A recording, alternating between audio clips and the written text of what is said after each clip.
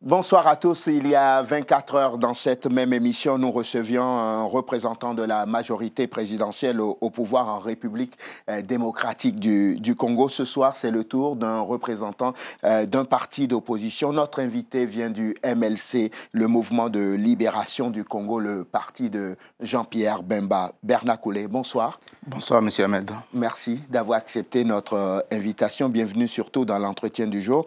Jean-Pierre Bemba a donc fait appel de sa condamnation à la Cour pénale internationale. Qu'est-ce qu'il espère encore? Non, mais il espère obtenir quand même que la justice soit faite. Oui. Ce qui est tout à fait normal. Dès lors, il estime que la décision qui avait été prise à son égard ne reflétait pas vraiment la vérité. Oui, mais la justice a été faite. Il a été reconnu coupable de subornation de témoins. Il a été condamné à 300 000 € d'amende et à 1 an d'emprisonnement. Mais comme il avait déjà fait 10 ans à la CPI, il ne purgera pas de peine. Qu'est-ce qu'il veut encore? La condamnation n'est pas définitive. Dès lors que la loi lui offre encore cette possibilité de faire valoir ses droits, mais je pense qu'il est tout à fait normal qu'il puisse en faire usage. Et il veut faire ça pourquoi? Quoi qu'il arrive, l'élection présidentielle sera déjà passée. Il ne pourra donc pas être candidat à la présidentielle. Pourquoi tient-il à poursuivre une action judiciaire? L'action menée n'est pas liée forcément aux élections en cours, liée aussi à sa personne. Et à son avenir peut-être, non? Parce qu'il a dans un coin de sa tête de revenir un jour par un trou de souris à la tête du pays. Pas par un trou de souris, c'est quelqu'un qui mérite, c'est un acteur politique important de notre pays. Je pense qu'il a toute sa place dans le microcosme politique de notre pays. Oui, quand bien même on a essayé de manière arbitraire et injuste de pouvoir le lui soustraire, mais je pense qu'étant que citoyen congolais, il doit faire respecter le droit et puis contraindre ceux qui veulent lui confisquer ses droits civiques de pouvoir les respecter. Moi, je trouve que... Vous dites on l'aurait empêché de façon arbitraire. Mais arbitraire. Et irrégulière et injuste, j'insiste. Monsieur Koulé, s'il vous plaît, de vous à moi, est-ce que votre loi dans votre pays prévoit que quand on est condamné pour des faits de corruption ou des faits assimilables, l'on ne peut pas diriger un État, oui ou non? La loi électorale en la matière est claire à son article 10, parle de condamnation irrévocable.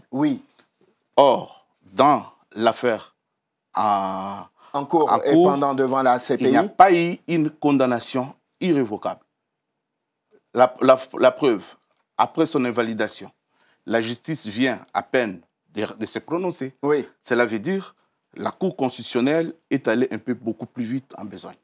Et c'est son droit aussi, parce qu'il faut trancher maintenant. On a besoin d'une réponse aujourd'hui. On ne pouvait pas prendre le risque de laisser un candidat sur lequel pèse une épée de Damoclès, et le jour où il sera élu, il sera condamné par la CPI. Qu'est-ce qu'on fait avec un président condamné par la CPI? Je n'en disconviens pas. Quand on doit trancher, la Cour constitutionnelle est appelée à se baser sur le fait de droit.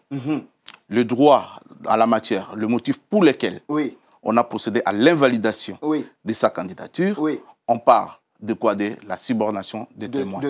Là-dessus, une condamnation définitive n'avait pas encore eu lieu. Et en plus, la loi électorale, au niveau des critères d'invalidation des candidatures, parle plutôt de corruption. La corruption qui, en droit pénal congolais, est prévue par l'article 129, si je ne me trompe pas. 127. Mais par contre, la subornation des témoins est prévue par l'article 149. C'est-à-dire, en droit pénal congolais, on n'accepte pas des analogies. Des analogies qui consistent à interpréter une subornation de témoins comme une corruption. Exactement. Monsieur Koulé, quand on fait de la subornation de témoins, quand on soudoie un témoin, on le corrompt forcément, non? Non, mais écoutez, les faits ne sont pas encore établis. En dépit du fait, moi je sais que je vais vous essayer de vous rafraîchir la mémoire. Jean-Pierre Bemba a été condamné à 18 ans pour crime contre l'humanité. au niveau de l'appel, il a été tout simplement acquitté. Et qu'est-ce qui vous fait penser que dans la seconde affaire, on ne peut pas assister au même scénario? Parce que de toute façon, il est convaincu de subornation de témoins. C'est ce que dit la Cour pénale internationale. Mais oui, mais bien sûr, chaque juridiction a ses juges et aussi, ils ont aussi leur façon de comprendre les choses. Oui, et vous croyez dur encore qu'il pourrait être lavé de tout soupçon et que finalement la Cour dira on s'est trompé. De toute façon, en appel, là maintenant, la Cour ne rejugera pas. La Cour regardera si les 1 an qui lui ont été affligés étaient comment on appelle, corrects, alors que le procureur demandait 5 ans. Mais le même discours était tenu par le partisan du pouvoir. Lorsqu'il nous faisait croire que... Vous croyez que je suis un partisan du pouvoir? Je ne dis pas vous interprétez le même discours. Alors, lorsqu'ils nous ont fait croire que Jean-Pierre Bemba avait été déjà condamné pour subornation des témoins, mais au même moment, ils avaient la crainte de voir Jean-Pierre Bemba acquitté. Et c'est ce qui a justifié même le communiqué qu'ils ont diffusé au niveau du ministère des Affaires étrangères. C'était quoi ce communiqué? Où ils menaçaient même de se retirer de la Cour pénale internationale pour des simples supputations, c'est-à-dire des rumeurs qui circulaient, faisant penser que Jean-Pierre Bemba allait être acquitté. Vous pensez que Bemba fait si peur au pouvoir? Au même moment, ils pensaient qu'ils voulaient nous faire croire qu'une décision définitive avait été déjà prise à l'encontre de Jean-Pierre Bemba. Mais de l'autre côté, ils avaient la crainte de voir Jean-Pierre Bemba acquitté. Donc, vous voyez un peu des contradictions. Peut-il faire peur? Voilà un homme qui, il y a 10 ans, ça fait 10 ans qu'il est parti de son pays, 10 ans qu'il n'a plus un poids certain dans son pays. À qui peut-il faire peur encore dans ce pays? À personne. Non, mais écoutez... En tout cas, c'est ce que disent les gens du PPRD. Oui, mais écoutez, Jean-Pierre Bemba a été éloigné sciemment. Oui, avec la complicité. Par les faits qui pesaient sur lui. Pas par les faits nous ont démontré le contraire. Il n'y avait rien contre Jean-Pierre Bemba. Nous avons commencé à l'affirmer depuis le début de cette affaire. Là, l'évolution de la situation au niveau de la justice nous ont donné raison. Vous a conforté. Absolument. Non, nous avons pensé que Jean-Pierre Bemba n'était impliqué ni de loin ni de près dans les faits malheureux qui ont été commis en Centrafrique entre 2002 et 2003. Maintenant, l'évolution, la justice vient à peine de nous donner raison, 10 ans après. Et vous vous dites que c'est parce qu'il était une menace pour le pouvoir en place qu'ils se sont arrangés, cachés derrière la CENI, la Cour constitutionnelle, pour invalider sa candidature? Mais Monsieur Ahmed... Pourquoi vous criez au complot tous les jours comme Monsieur Ahmed, je vais juste vous faire un petit constat. Très rapidement. Très rapidement, je vous l'ai dit. Vous avez vu comment, en dénonçant le fait que Jean-Pierre Bemba risquait d'être acquitté par la Cour pénale internationale, les gens du pouvoir ne voulaient pas les voir acquittés. Ils tenaient à tout prix qu'il y reste. Quel est leur intérêt? Leur intérêt, mais écoutez, nous avons en face de nous un dauphin qui n'était même pas préparé. Vous parlez de M. Ramadani. Emmanuel Chadari. Mais oui, c'est un candidat qui est tombé comme un cheveu dans la soupe. Donc, qui n'était même pas préparé de lui-même. Vous, l'opposition, vous n'étiez pas préparé. Vous ne saviez pas que M. Kabila avait ce plan dans sa manche. Vous avez été surpris, avouez-le. Depuis que j'ai commencé à militer au sein du MLC, je savais que mon candidat naturel, c'est Jean-Pierre Bemba pour lequel je cesse de combattre. Et alors, quel est le problème avec M. Ramadani aujourd'hui? Quant à cela, laissez penser que nous, de l'opposition, nous n'étions pas préparés et qu'eux étaient préparés. C'est faux et archi-faux.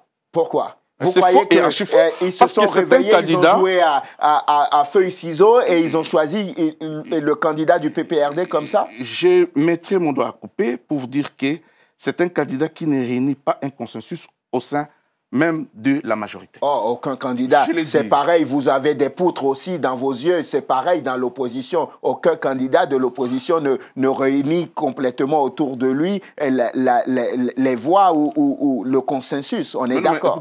Personne ne fait l'unanimité dans la vie. Nous avons des candidats valables. nous, au niveau de l'opposition, nous avons des candidats valables.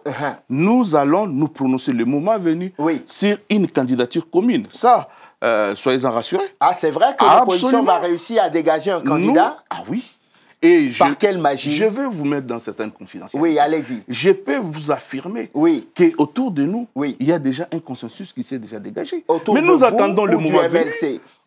Autour du candidat. Autour de l'opposition sur la candidature commune. Ça, je vous l'affirme déjà. Donc, il y aura un candidat unique présenté par l'opposition. Présenté par l'opposition. Face au candidat du pouvoir. Face au candidat du pouvoir. Je le répète. Il n'y en a pas beaucoup. Hein. Il y a Vital Kamerhe et il y a Félix Tshisekedi. Enfin, pour l'instant, oui. Selon la liste qui a été publiée. Mais nous pensons que le jeu n'est pas encore fait.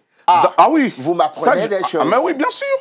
Dans la mesure où nous allons commencer par une série d'actions communes. Vous avez suivi les déclarations qui ont été faites par l'ensemble des membres de l'opposition à Bruxelles dernièrement, où nous avons préconisé l'option de l'inclusivité. L'inclusivité, cela veut dire que tous les prétendants à la candidature puissent avoir la possibilité de se présenter. Monsieur Koulé, nous menons des actions. Mais écoutez, alors, qu'est-ce qui, selon vous, est réaliste? Monsieur Koulé, je vous fais le schéma très rapidement. Vous n'êtes pas réaliste dans l'opposition. Voici un processus électoral qui est en cours. On a déposé les candidatures. Les recours ont été reçus, traités. La liste définitive a été publiée. La prochaine étape sera le début de la campagne électorale.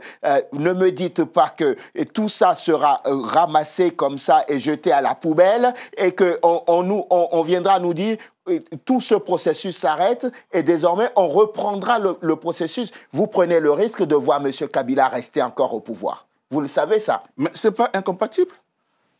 Faire de sorte que le processus puisse se dérouler dans les meilleures conditions possibles. Alors, est-ce que cela a un rapport quelconque avec le maintien de Kabila au pouvoir? Donc, quitte à laisser le président Kabila rester encore au pouvoir une troisième année? Pas du tout. Nous savons que tout ce qui se fait maintenant par le pouvoir, donc de la manière dont le processus est organisé, est fait à dessein. Ah oui? Nous le dénonçons, oui, bien sûr, je vous l'ai dit. À dessein? À dessein. Pourquoi? Le pouvoir pensait que, d'abord, puisque nous savons que le pouvoir n'a jamais été pour l'organisation des élections.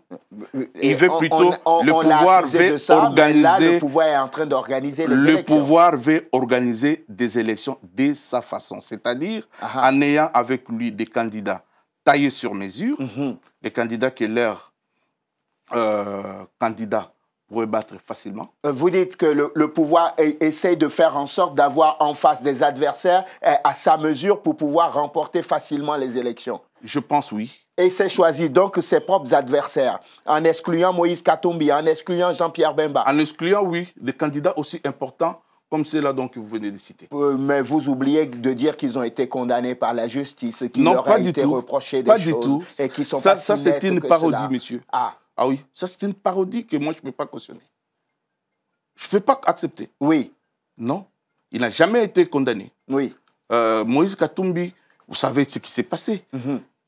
Un accusé qui, de lui-même, voudrait venir se présenter pour répondre des faits qui lui sont reprochés, et on lui en empêche. Nous avons assisté à tout ce qui s'était passé à Lubumbashi. Il s'est présenté. Dès lors que le gouvernement estimait qu'il y avait des faits probants pouvant donner lieu au jugement de Moïse Katumbi, le gouvernement n'avait qu'à lui laisser. Mais pourquoi il n'atterrit pas à Kinshasa? Pourquoi il atterrit à Lubumbashi? Il cherche des problèmes, lui aussi. On va avancer parce qu'on arrive vers la fin. Est-ce que Kinshasa n'est pas la République démocratique du Congo. Est-ce que vous avez le sentiment que les élections se dérouleront à bonne date? Ça, nous n'avons pas le pouvoir organisateur des élections. C'est au pouvoir de nous le dire. Dans la mesure où il y a un programme qui avait été établi, un chronogramme. Le chronogramme est en train d'être déroulé exactement comme ils l'ont prévu. Mais bien sûr, maintenant, écoutez, nous sommes au mois de septembre. Il était prévu dans le programme que les appels d'offres sur le bulletin de vote allaient être lancés au mois de septembre. Oui. Nous en sommes. Non, il y a plus d'appels d'offres, il y a la machine à voter. Bon, c'est ça, ce sont des contradictions du pouvoir. Qu'eux nous disent exactement de quelle manière ils veulent organiser les élections. Ils ne peuvent pas aujourd'hui nous dire que ça sera sur base des bulletins de vote. Et le lendemain, ils nous disent que ce sera des machines à voter. Ils vous ont déjà dit que ce sont des machines à voter. Ce sont des machines à voter. Oui. Mais il faudrait que toutes les parties puissent en être garanties. Il n'y a rien, nous n'avons pas de garantie sur la fiabilité même de ces machines. Oui. Oui. Alors, il n'y a pas que les problèmes de machines. Il y a des problèmes de fichiers. Oui. Nous avons plus de 15 000 corrompus. 15 000 ou 15 millions? 15 millions. 15 millions. Oui.